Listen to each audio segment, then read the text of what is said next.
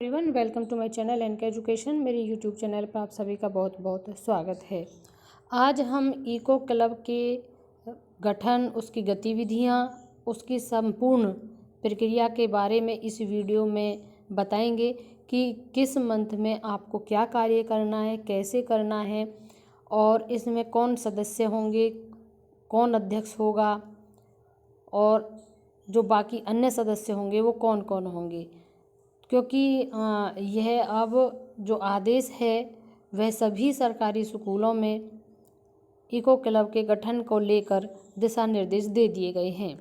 तो eco club for mission life में सबसे पहले हमें जो लेटर ऑर्डर मिला था, ये आप देखते चलें। ये रजिस्टर इस प्रकार आप बना सकते हैं जैसे आप देख रहे हैं। और इसके बाद है इको क्लब बाल कैबिनेट का गठन, यानी इस तरीके से अगला नेक्स्ट प्रोसेस सबसे पहले आपको करना है इको क्लब का गठन, जिसमें आपको प्रत्येक कक्षा से 2-2 बच्चे लेने हैं। इस हिसाब से आप इसका गठन करेंगे और जिसके तहत पेड़ लगाना, स्वच्छता अभियान, प्राकृतिक संरक्षण, बागवानी के प्रति बच्चों को जोड़ना और सभी छात्रों को एक दूसरे के साथ सहयोग करने और अधिक से अधिक सीखने का मौका देना। तो ये तो बाल कैबिनेट गठन करना है हमको इस तरीके से। और यहाँ पर देखेंगे, यहाँ पर हमने पद भी दिए हुए हैं बच्चों को। और कंपोजिट स्कूल है आपका तो उस हिसाब से आप बच्चे एडजस्ट कर लें। और अगर प्राइमरी है तो 4th 5th से, ताकि बच्चे अपने जो उनको काम सौंपे जा रहे हैं उनको अच्छे से कर सकें। अब हम थोड़ा जान लेते हैं कि इको क्लब है क्या, इसका उद्देश्य क्या है। तो ये छात्रों का एक समूह होता है जो पर्यावरण के संरक्षण के लिए जागरूकता लाने, समस्याओं को चिन्हित कर उनके निदान हेतु गतिविधियों में अपनी भागीदारी करते हैं। एक क्लब के गठन के अंतर्निहित उद्देश्यों में बच्चों को प्रकृति और पर्यावरण के बीच ले जाना, पर्यावरण को कक्षा में पठन पाठन पाठ्यक्रम गतिविधियों में शामिल करना प्रमुख है, यानी कि पर्यावरण से रिलेटेड है, ताकि बच्चा पर्यावरण से रिलेटेड जागरूक हो सके। और विद्यालय में इको क्लब पर्यावरण शिक्षा गतिविधियों का केंद्र होता है, जो इको क्लब के सदस्य छात्रों में उनके समझ और कौशल को बढ़ाकर उन्हें अपने आसपास के पर्यावरण के प्रति जागरूक और जिम्मेदार बना सके। तो स्कूल में इको क्लब का क्या कार्य है, तो इसमें ये सब है। विद्यालय में बिजली का प्रभावी उपयोग, LED बल्ब, सौर लैंप का प्रयोग तथा अन्य आवश्यकताएं, ये चीज़ आप अपने अनुसार देख लें। ये पॉइंट दिए हुए हैं कि क्या क्या होना चाहिए। बगीचा है, वृक्षारोपण है, स्थानीय जानकारी के आधार जल संरक्षण है, और जो पक्षी जैसे गौरैया है उसको जो विलुप्त होने वाले हैं उनके बारे में जागरूक करना, उनके लिए वो फैसिलिटी प्रोवाइड कराना ताकि वो जीवित रह सकें।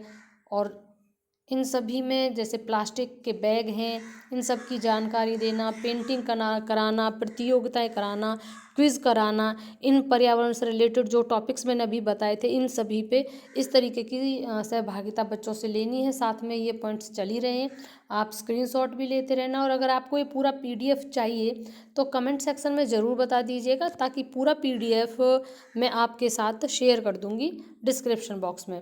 तो विद्यालय में गठित इको क्लब के ये लाभ हैं, तो इनको एक एक पॉइंट है, जिसको पहला पॉइंट है यहाँ पर देखेंगे हम।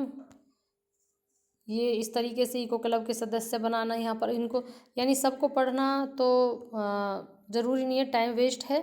बाकी मेन चीज़ें देखते हैं, फिर शपथ ग्रहण समारोह, आपको इस चीज़ को ऐड करना है, इन चीज़ों को ये देखते चलें। तो ये गतिविधि हैं जो जून में कराई गई थी, विश्व पर्यावरण दिवस, तो इसको आपको इस प्रकार से लिखना है।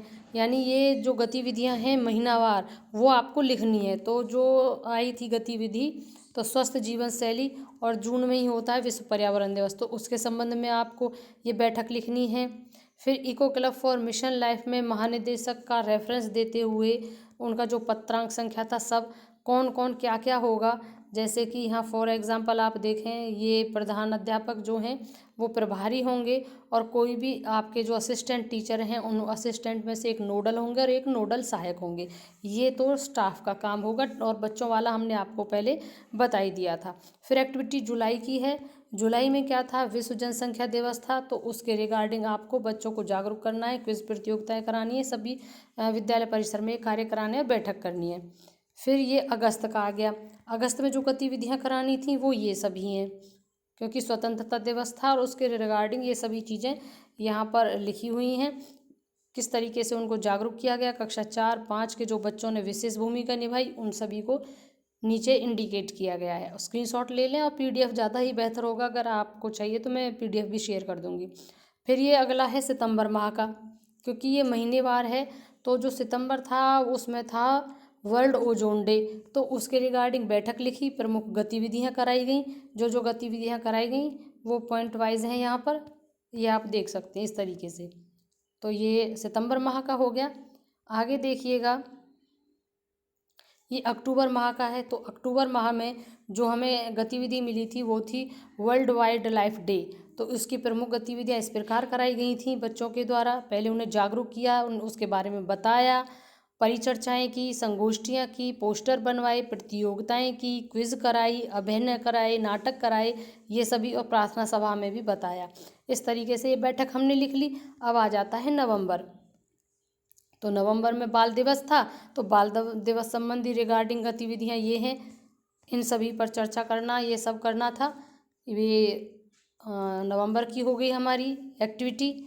और आगे महीने का देखते हैं, दिसंबर। दिसंबर में था नेशनल पॉल्यूशन वाला था प्रिवेंशन डे। तो प्रदूषण के बारे में यहाँ पर बच्चों को पहले हमें सजग करना है, फिर उससे संबंधित सारी एक्टिविटीज़ हमें करानी है 1 बाय 1, और बीच बीच में उन्हें प्रोत्साहन के लिए आप जैसा चाहें अपनी क्षमता अनुसार उपहार भी भेंट कर सकते हैं, जो अच्छा कार्य इसको कर रहा है। फिर जनवरी में देखें तो जनवरी में जो थी वो थी नेशनल क्लीनिनेस डे। इसमें हमने ये एक्टिविटी कराई, और ये जो एक्टिविटी कराई उनको हमने मंथ वाइज इस तरीके से लिखा। आप भी ऐसे लिख सकते हैं, और चाहे तो मैं इसलिए धीरे धीरे स्क्रॉल डाउन कर रही हूँ, चाहे स्क्रीनशॉट लें चाहे पीडीएफ आपको रिक्वायर लगे, तो बस आपको एक कमेंट सेक्शन बॉक्स में कमेंट शेयर करना होगा कि हमें पीडीएफ चाहिए, तो मैं आपको शेयर कर दूँगी। फरवरी माह में क्या था, फरवरी में था वर्ल्ड वेटलैंड डे।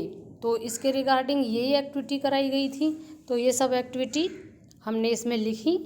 और मार्च में था वर्ल्ड वाटर डे, और एक और था स्पैरो डे।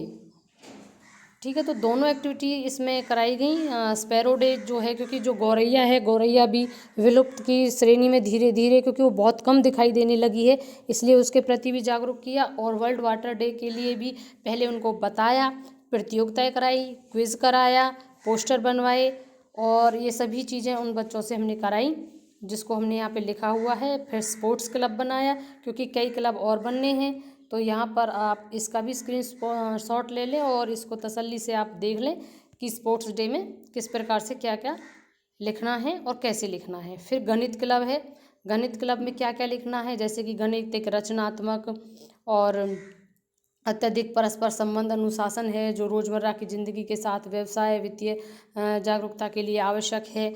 इस तरीके से आप गणित क्लब के ये जो और क्लब हैं उनको भी आप इसी में शामिल करके इंक्लूड करते हुए बना सकते हैं इको क्लब को। फिर विज्ञान क्लब के बारे में भी, क्योंकि ये सभी क्लब चले हुए, विज्ञान क्लब के बारे में आपको बताना है।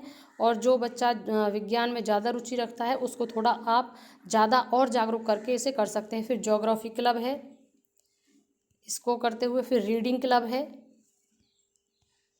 इस तरीके से सारे क्लब हमें इसी में समाहित करते हुए उनके बारे में बच्चों को बताना है। फिर डॉक्यूमेंटेशन प्रॉपर करते रहना है हमें। फिर है सिविक सेंस क्लब, यहाँ पर देख लें, स्क्रीनशॉट ले लें।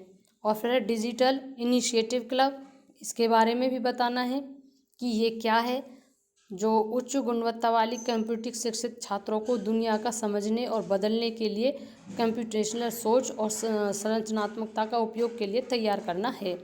बाकी का डिटेल में आप पढ़ते रहना, क्योंकि सारे को पढ़ना बहुत लंबी वीडियो होगी, क्योंकि बहुत बड़ी पीडीएफ है। फिर कला संगीत एवं नाटक क्लब है, उसमें आपको इस प्रकार से लिखना है।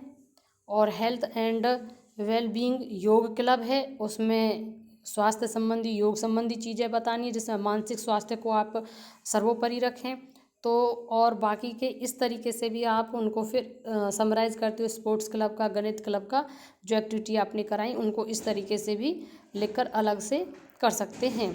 जितनी भी हमारी अलग अलग से क्लब थे उन सभी की हमने गतिविधियाँ यहाँ पर समराइज़ कर दी हैं और ये इकट्ठी कर दी हैं। वीडियो अच्छी लगी तो लाइक ज़रूर करें, सब्सक्राइब करें, नोटिफिकेशन के लिए बेल आइकन ज़रूर प्रेस करें ताकि आपको आगे मिलती रहे। और PDF मुझे लगता है PDF ज़्यादा बेटर होगा। अगर आप कमेंट सेक्शन में एक बार कहें कि हमें ज़रूरत है तो मुझे थोड़ा बस गूगल ड्राइव पे डालना होगा, क्योंकि गूगल ड्राइव के माध्यम से ही वो शेयर होती है, तो वो मुझे करना पड़ेगा। लेकिन वो मैं तभी कर पाऊँगी जब आप चाहेंगे कि आपको ये PDF चाहिए। तो वीडियो को अंत तक देखने के लिए thank you and thanks for watching.